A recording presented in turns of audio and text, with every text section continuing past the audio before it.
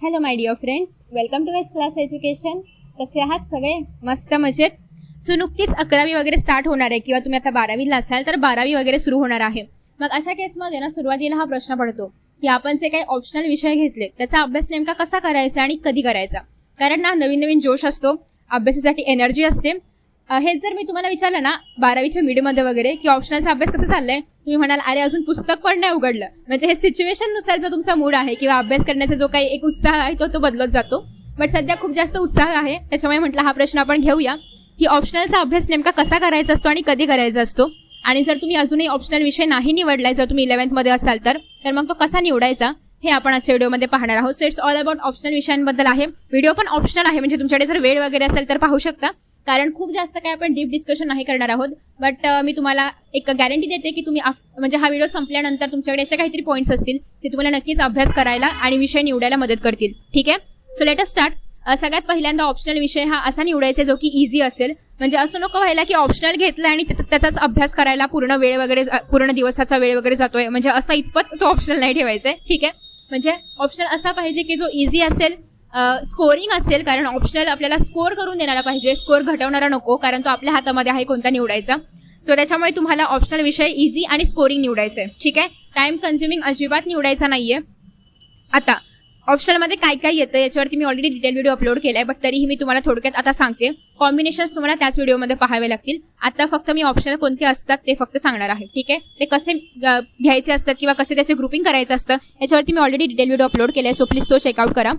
So basically काय काय येतं, एक तर सगळ्यात पहिली गोष्ट म्हणजे इकॉनॉमिक्स आहे, जॉग्राफी आहे, त्याच्यानंतर सायकोलॉजी वगैरे आहे, IT आहे, कम्प्युटर सायन्स ज्याला आपण बायफोकल म्हणतो तर ते विषय आहेत. ठीक आहे, त्यासोबतच जे लोक PCB वाले आहेत त्याच्यासाठी मॅथ्स ऑप्शनल आहे आणि जे लोक PCM वाले आहेत त्याच्यासाठी बायो ऑप्शनल आहे.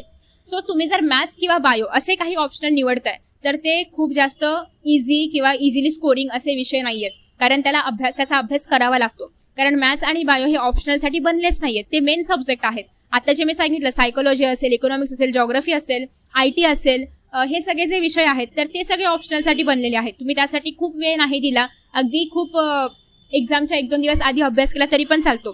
पण बायो किंवा मॅथ्स सोबत तुम्ही असं नाही करू शकत. त्या दोघांनाही इक्वली वेळ द्यायचा आहे. तुमचा ऑप्शनल असला तरी पण आणि ऑप्शनल नसला तरी पण तुम्हाला त्याला इक्वलीच वेळ द्यायचा आहे. ठीक आहे, अजून येतं ऑप्शनलमध्ये ते म्हणजे आपले लँग्वेजेस.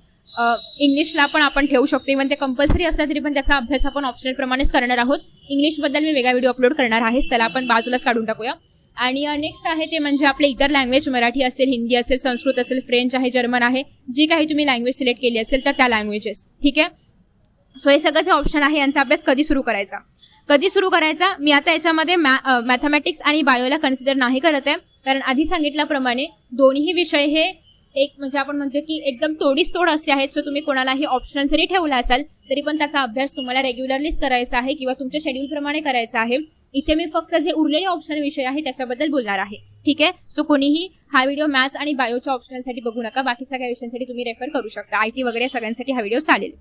आता सगळ्यात महत्त्वाची गोष्ट म्हणजे ऑप्शनलचा अभ्यास करायला सुरुवात कधी करायची. तर आपण युजुअली सुरुवात करतो जेव्हा एक्झाम जवळ येईल तेव्हा. म्हणजे हे मी सगळ्यांच्याच बाबतीत पाहिले, असं कोणी याला एक्सेप्शन वगैरे नसेल. 12वीच्या मध्यापर्यंत येईपर्यंत तुम्हाला कळतं की ऑप्शनलचा अभ्यास आता करून काहीच उपयोग नाही आहे आणि तो होतही नाही. कारण बाकी सगळे जे काही विषय आहेत, फिजिक्स, केमिस्ट्री असेल, आपलं मॅथमॅटिक्स आहे, बायोलॉजी आहे, ते करता कळतं की आपल्याकडे वेळच नाही आहे की आपण ऑप्शनलला देऊ शकू. त्याच्यामुळे हा जो काही ऑप्शनलचा विषयांचा अभ्यास असतो तो करायचा असतो जेव्हा एक्झामचं वेळापत्रक येतं. मग ते युनिट टेस्ट असो किंवा सेमिस्टर असो किंवा आपली ॲक्च्युअल एक्झाम असो बोर्डाची, जेव्हा त्याचं वेळापत्रक येतं तेव्हा आपण याचा अभ्यास करायला सुरुवात करतो. ठीक आहे, सो व्हेन टू स्टार्ट तुम्हाला कळलं असेल.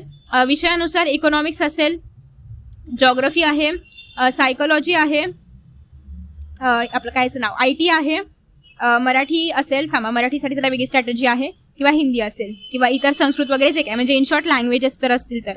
ठीक आहे, सो बेसिकली यापैकी काही विषय असतील, होम सायन्स वगैरे सगळं याच्यामध्ये इन्क्लूड आहे. सो यापैकी काही विषय असतील तर याचा अभ्यास तुम्ही एक्झामच्या आधी एक साधारणतः 3 ते 4 दिवस जरी करायला घेतला, 3 ते 4 दिवस 3 ते 4 दिवस पण खूप झाले, बट तरी 3 ते 4 दिवस जर तुम्ही याचा अभ्यास आधी करायला घेतला तरी पण चालणार आहे. साधारणतः खूप जास्त चॅप्टर असे नसतात, एक 6 ते 7 चॅप्टर्स असतात त्याच्यामध्ये, जे तुम्ही इझिली कव्हर अप करू शकता 3 ते 4 दिवसांमध्ये. बट 3 ते 4 दिवसामध्ये तुम्हाला मॅक्स टू मॅक्स मिनिमम सांगायला पाहिजे, मॅक्सिमम नाही, मिनिमम तुम्हाला 4 तास तरी या विषयाला द्यावे लागतील. ठीक आहे, सो यातला जो कुठला विषय असेल तो तुम्ही निवडायचा आहे आणि त्यासाठी तुम्हाला एक्झामच्या 3 ते 4 दिवस आधी अभ्यासाला सुरुवात करायची आहे. खरं तरी ऑफिशियली सांगायला नाही पाहिजे, बट ॲज युअर फ्रेंड मी तुम्हाला सांगते, ठीक आहे, from my experience. After that next आहे, जर तुमचा लँग्वेज कोणता ऑप्शनल असेल, Marathi, Hindi, Sanskrit, German, French, what ever, तर त्याच्यामध्ये रायटिंग स्किल आणि व्याकरणाचा एक भाग असतो, ठीक आहे, ग्रामर आणि रायटिंग स्किल असतं. त्याचा अभ्यास तुम्हाला थोडासा आधीपासून करावा लागेल. जर 10th पर्यंत तुमचं संस्कृत होतं, मराठी होतं किंवा हिंदी वगैरे होतं, तर तुम्हाला थोडंफार बेसिक ग्रामर माहिती असेल. आता तुम्हाला काय करायचं आहे, थोडंसं जे काही 12च्या बुकमध्ये आहे ते तेवढं ग्रामर करायचं आहे, ते थोडं आधीपासून सुरुवात करा. साधारणतः 1 वीक वगैरे लागेल तुम्हाला पूर्ण सिलेबस कंप्लीट करायला, मराठी, हिंदी, संस्कृतचा वगैरे.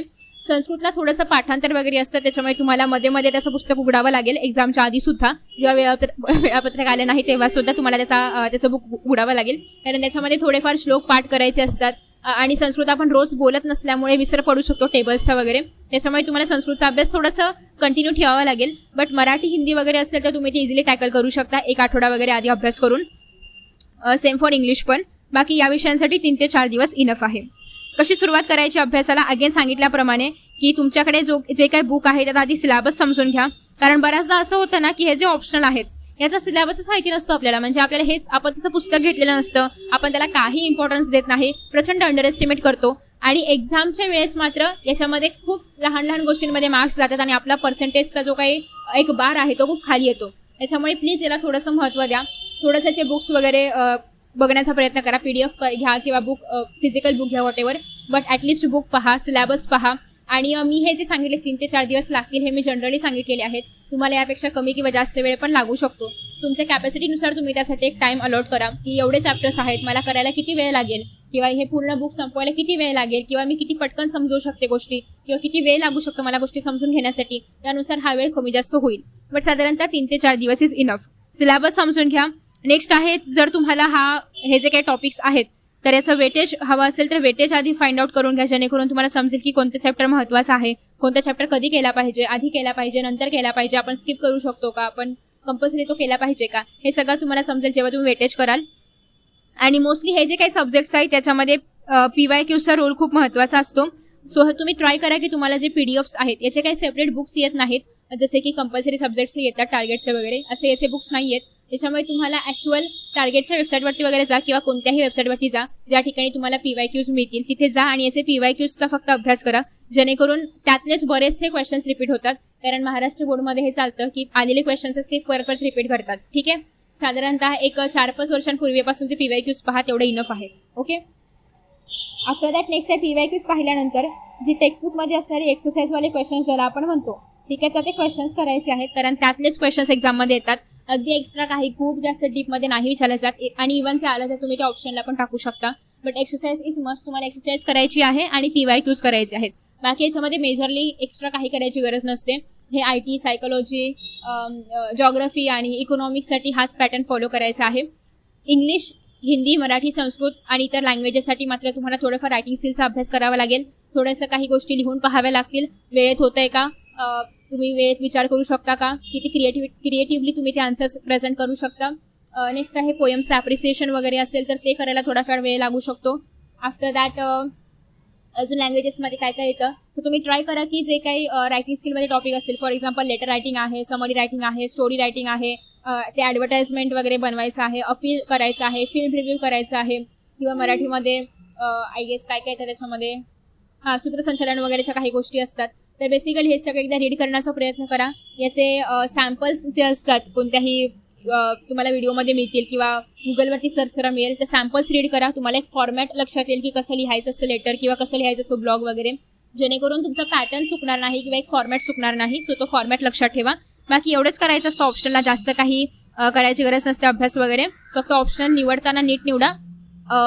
मॅथमॅटिक्स किंवा बायो असेल तर मात्र ही स्ट्रॅटेजी त्याला उपयोगी पडत नाही, त्याचा अभ्यास तुम्हाला रेग्युलरली करावा लागेल. ठीक आहे, बाकी तुम्हाला कॉम्बिनेशन्स लक्षात घ्यायचे असतील की आपण कोणते कॉम्बिनेशन घेतले पाहिजेत, मॅथ्ससोबत बायोसोबत काय काय घेतलं पाहिजे, तर ते नक्की चेकआउट करा. त्या व्हिडिओची लिंक तुम्हाला खाली कमेंट बॉक्समध्ये पाहायला मिळेल. ठीक आहे, सो आय होप की तुम्हाला हा व्हिडिओ आवडला असेल. Thank you so much for watching this video. आणि या व्हिडिओमधल्या कोणत्या गोष्टी तुम्हाला आधीपासून माहिती होत्या आणि कोणत्या तुम्ही नव्याने ऐकलात हे पण मला नक्की सांगा. अजून मी स्वतःमध्ये काय इम्प्रूव्ह करू शकते हे पण नक्की सांगा. Thank you so much and bye bye.